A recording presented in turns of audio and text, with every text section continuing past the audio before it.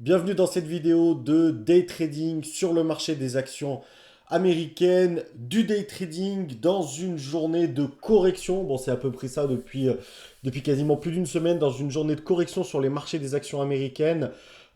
Séance très intéressante, c'est pour ça que je fais une vidéo, parce que vous verrez que en début de séance, c'était pas évident. Pourtant, il y avait deux, trois actions qui avaient des configurations techniques magnifiques, mais qui n'ont pas donné les résultats attendus, hein. Et comme vous le savez, le day trading, encore une fois, c'est une histoire de probabilité. Et après, une fois qu'on a eu un marché qui a pris sa décision, qui est parti dans un sens, et on va en parler tout de suite, et bien évidemment, tout de suite, la séance est beaucoup plus facile parce que sur les premières minutes, on a encore eu un marché qui a un peu tergiversé. Et souvent, quand il tergiverse, il y a pas mal de pièges. Et c'est ce genre de pièges qu'il faut éviter, ou en tout cas, ce sont des pièges sur lesquels faut essayer de ne pas perdre beaucoup d'argent, et je vais en parler également dans cette vidéo.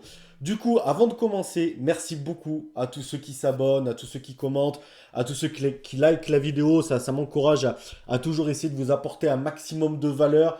Pour ceux qui découvriraient au travers de ma chaîne le day trading sur le marché des actions US, et également pour ceux qui connaissent le day trading et qui veulent toujours voir un petit peu comment d'autres traders fonctionnent et quelles sont leurs stratégies. Donc voilà, merci pour ces abonnements, pour ces likes et pour ces commentaires. Et surtout, n'hésitez pas justement à en faire et à me dire ce que vous voudrez que je parle, enfin que je dise dans mes vidéos, des sujets que vous aimeriez bien que j'aborde. Donc voilà, n'hésitez pas, je suis à l'écoute. Allez, tout de suite, petite intro parce qu'on enchaîne directement. Il y a beaucoup de choses à dire dans cette session avec le marché américain, donc le S&P 500, hein, qui est l'indice phare de ce marché. Bah, quoi dire de plus que on est sur une correction, hein. Je pense qu'on est sur un indice qui perd à peu près depuis un mois. Ouais, on est autour de 5% au moment où je fais cette vidéo. Donc je débriefe ma séance, je ne sais plus si je l'ai dit, mais de ce vendredi 19 avril 2024, qui clôture une semaine bien baissière sur le marché. Et ce qui est intéressant, c'est en intraday. Donc voilà, pour le S&P 500, on a le S&P 500, donc j'agrandis, qui a ouvert à peu près par ici. Et vous voyez, il a tergiversé un petit peu avant enfin de prendre une décision. Après, j'aime pas, on est assez. Je vais essayer de prendre le Nasdaq, ça sera peut-être plus facile. Il a fait un peu la même chose, le Nasdaq. Le Nasdaq, ouais, voilà, c'est beaucoup plus visible sur le Nasdaq. À peu près la même chose, c'est-à-dire qu'on a un marché couvre, bon, sur le Nasdaq en gap baissier en plus de ça. Donc j'avais clairement un a priori baissier aujourd'hui. On a le Nasdaq qui ouvre en gap baissier, qui fait un premier nouveau plus bas en daily. Là, qui remonte bien. Donc je me dis, ah, peut-être qu'on va se retrouver finalement sur un marché qui va rebondir, vu on a bien baissé ces derniers jours, qui va rebondir aujourd'hui. Donc il fait un nouveau plus haut journalier avant de re-rentrer dans le range, de tergiverser ici à ce niveau-là. Retenez bien parce que c'est à ce moment-là que je fais ce superbe trade sur Nvidia. À ce niveau-là, donc on est aux alentours de quelle heure là? De ouais, 16h10 à peu près. Ouais, autour des 16h10, 16h20, on a le marché qui prend une véritable décision baissière et qui corrige, on le voit fortement, quasi en ligne droite pendant une vingtaine de minutes. Donc, dans tout ça, j'attaque ma session avec plusieurs actions que je trouve intéressantes. J'ai Netflix, couvre en gap baissier avec un beau gap, hein. On est à moins 7% quasiment à l'ouverture. J'ai également Tesla, j'ai Apple au-dessus, j'ai Nvidia au-dessus. Et voilà, donc je suis plutôt baissier. J'ai un a priori baissier en tout cas avant l'ouverture du marché. Ce qui va m'intéresser, comme d'habitude, en tout cas pour ceux qui regardent mes vidéos, c'est une configuration technique de gap and go, c'est-à-dire de gap baissier et l'action qui va repartir dans le bon sens. Donc tout de suite, je remarque Netflix. Et j'aime bien ces premières minutes où elle essaye de retourner vers le cours de clôture de la veille. Et je me dis qu'en dessous de ce niveau ici, c'est un très bon niveau pour qu'elle continue, qu'elle aille chercher de nouveau plus bas. Donc je vais shorter, si je me souviens bien, parce que c'est quand même un gros. Je vais shorter 20 titres, ouais, c'est ça, exécuté autour des 563 dollars. Mon but, c'est d'aller chercher 10 points. J'ai un stop d'aller chercher 10 dollars, quoi. J'ai un stop qui est au-dessus des 570 dollars sur Netflix. Donc j'ai un stop de 7 dollars, donc à peu près 140 dollars de perte. Attends, pousse parce qu'il y a plusieurs trucs qui se passent en même temps. Donc j'ai à peu près 140 dollars de perte sur Netflix. Et je veux qu'elle aille chercher, bah, comme je dirais, à peu près 10 dollars. Donc qu'elle casse les 555 dollars et qu'elle aille chercher les, allez, je dirais même dans ma tête les 550 dollars. Et en parallèle, j'ai Tesla, donc c'est les deux trades que je vais prendre en ouverture vraiment du marché. Marché qui ouvre à 15h30 heure française, donc 9h30 heure de New York. Pareil, j'ai une belle configuration sur Tesla. Elle ouvre en léger gap baissier. Tesla est extrêmement baissière. Vous me direz, comme tout le marché en ce moment. Oui, mais Tesla particulièrement, corrige particulièrement. Donc, je m'attends à ce qu'elle continue. Donc là, je short sans titre. Alors pareil, je suis plutôt prudent parce que c'est vrai que maintenant, j'ai des tailles de position qui sont plutôt entre 200 et 300 dollars de risque, mais on est vendredi, après une semaine qui a bien baissé. J'ai senti hier déjà un marché qui était nerveux. Donc sur le début de séance, je ne veux pas tout de suite griller mon money management, c'est-à-dire griller mon maximum loss par jour. Donc j'y vais tranquille, si ça se passe bien, tant mieux pour continuer la séance.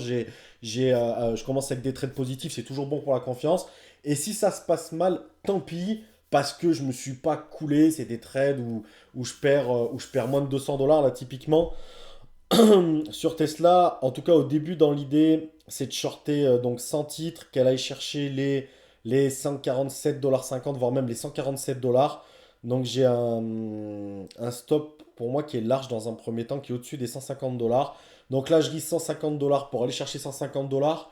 Risque-reward du un pour un agressif, mais acceptable. En tout cas, dans ma stratégie, il n'y a pas de souci. Et là, sur Netflix, j'ai un risque-reward qui est un peu mieux que du un pour un. Mais ces deux trades vont pas super bien se passer, même si les deux, dans un premier temps, vont dans le bon sens.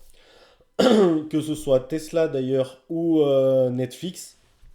Mais Netflix, pour vous la faire courte, parce que je ne vais pas faire non plus une trop longue vidéo, Netflix, après avoir bien baissé, va aller taper les 565 dollars, faire un pullback sur les 565 dollars, va redescendre, et là je me dis, ça y est, on va aller casser les 555 et on va aller chercher ma target price, mais non, on n'y va pas, et malheureusement, je vais me faire sortir sur Netflix. Par contre, là, j'ai un stop qui est assez clair. Donc, j'ai abaissé mon stop qui est au niveau des 565 dollars. Donc, après, je ne suis pas figé sur le marché américain. C'est pour ça que j'ai des stops mentaux et pas des hard stops. C'est-à-dire pas des stops qui se déclenchent automatiquement. J'ai des stops mentaux. Donc, c'est moi qui les déclenche.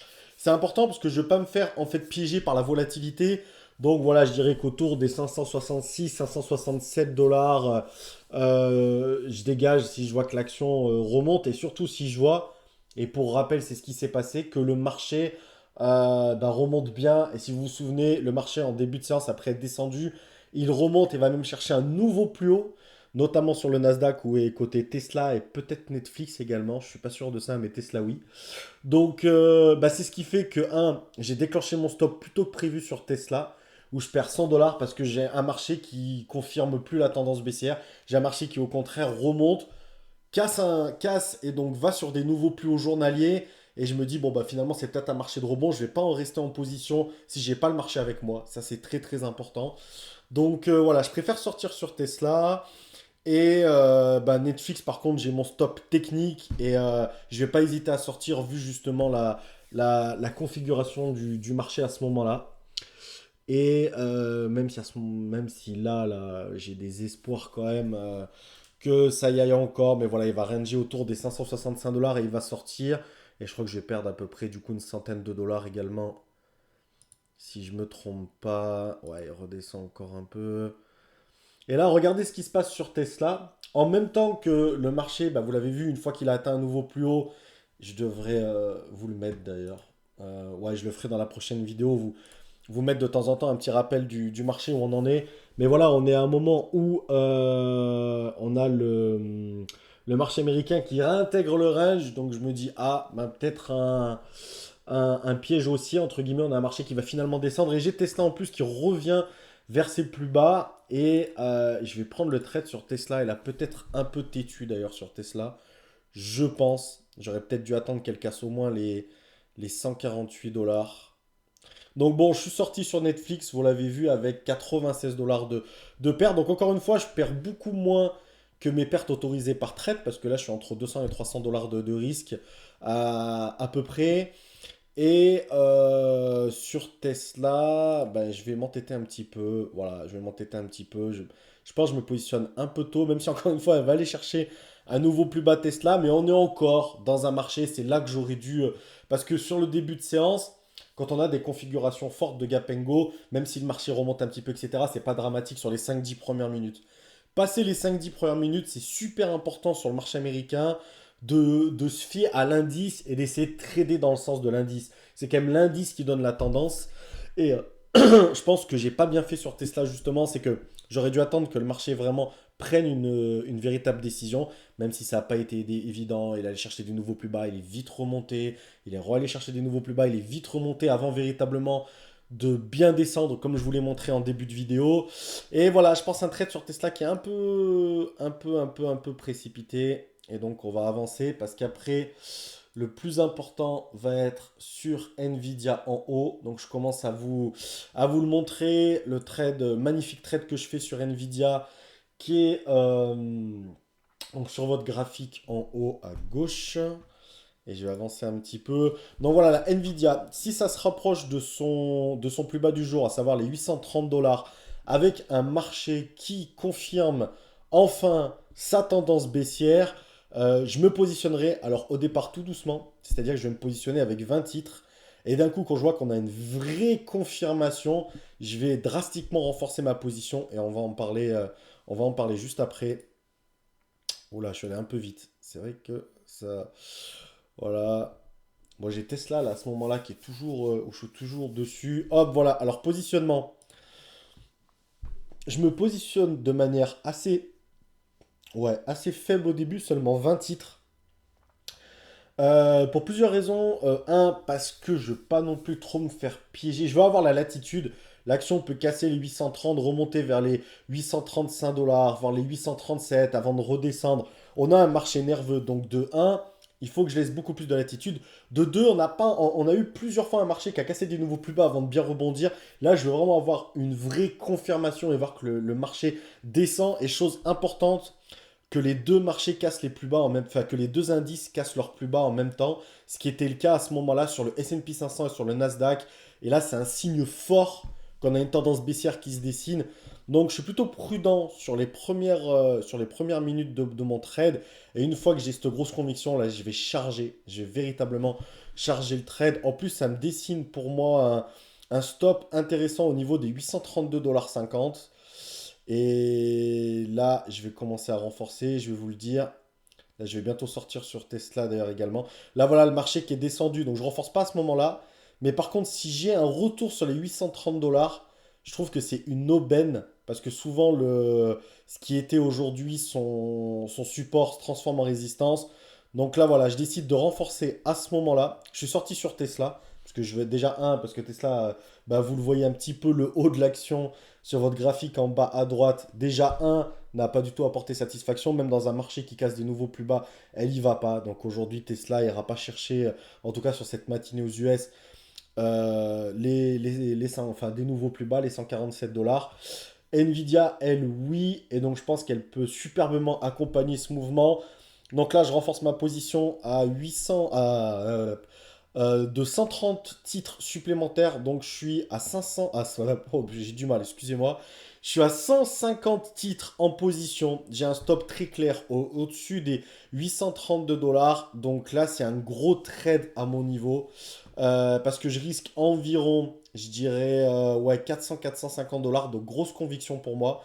Pour aller chercher les 825 dollars minimum. Donc pour au moins aller chercher 600 dollars voire peut-être se rapprocher des 820 dollars, donc peut-être aller chercher 800, 900, 1000 dollars.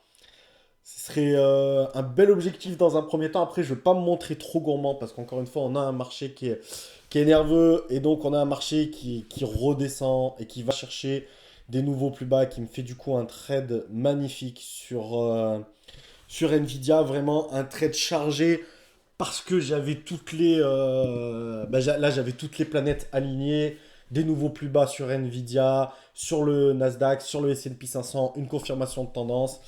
Et donc je vais sortir voilà, par ici avec 737 dollars de gain sur Nvidia. Superbe trade sur Nvidia. Bon, certes, quand il passe, quand il est chargé comme ça, il fait plaisir. Quand il passe pas, c'est des journées qui sont pas évidentes. Mais là, j'avais vraiment une très belle confirmation à tous les niveaux. Donc voilà, c'est pour ça que je me suis permis de charger un petit peu plus que d'habitude. Donc voilà pour cette séance, une bonne séance de trading pour moi qui clôture une belle semaine du coup finalement parce que c'était pas évident. Et normalement je devrais même pas être là pour trader, mais voilà, bref, du coup voilà, très bien. Je vous souhaite un bon week-end, ouais, une bonne fin de journée, mais quand vous la regarderez, ça sera déjà la fin de journée. Donc, non, voilà, merci beaucoup d'avoir regardé cette vidéo et je vous dis à bientôt pour une nouvelle vidéo de day trading sur le marché des actions US. Merci.